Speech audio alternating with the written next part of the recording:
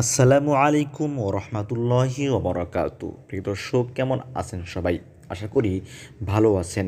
ভিডিওটির টাইটেল এবং থাম্বনেল দেখে এতক্ষণে আপনারা বুঝে গেছেন আজকে কোন টপিক নিয়ে আলোচনা করা হবে। প্রিয় দর্শক, ধানমন্ডির ৩২ নম্বরে অর্ধেকের বেশি ঘুরিয়ে দেওয়া শেখ মুজিবুর রহমানের বাড়ি থেকে কিছু হাড়গোড় পাওয়ার কথা জানিয়েছে পুলিশের অপরাধ তদন্ত বিভাগ সিআইডি।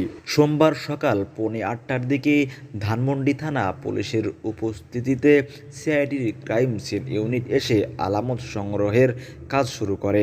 ধানমন্ডি থানার ওসি আলী আহমেদ মাসুদ বলেন, ৩২ নম্বরে কিছু হাড়গোড় পাওয়া গেছে।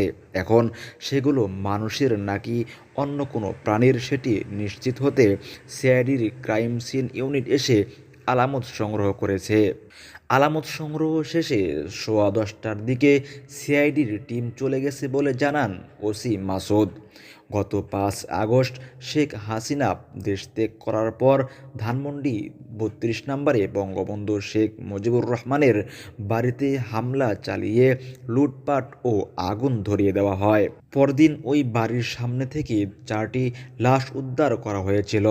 তখন ইমরান নামের এক পথশিশু জানিয়েছিল, ওই 4জনের একজনকে লুটপাটের সময় রড কুড়াতে দেখেছিল সে। ওই ঘটনার 6 মাস পূর্তির দিন গত বুধবার বুলডোজার মিছিল কর্মসূচি থেকে ৩২ নম্বরের বাড়িটি ভাঙা শুরু হয়।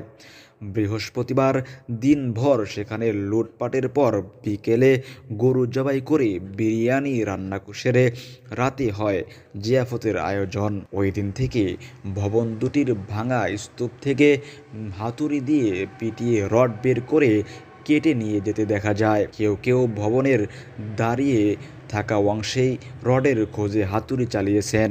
প্রিয় দর্শক, ভিডিওটি ভালো লাগলে লাইক, কমেন্ট, শেয়ার করে অন্যকে দেখার সুযোগ করে দিন এবং চ্যানেলটি সাবস্ক্রাইব করে বেল আইকনটি প্রেস করে পাশেই থাকুন।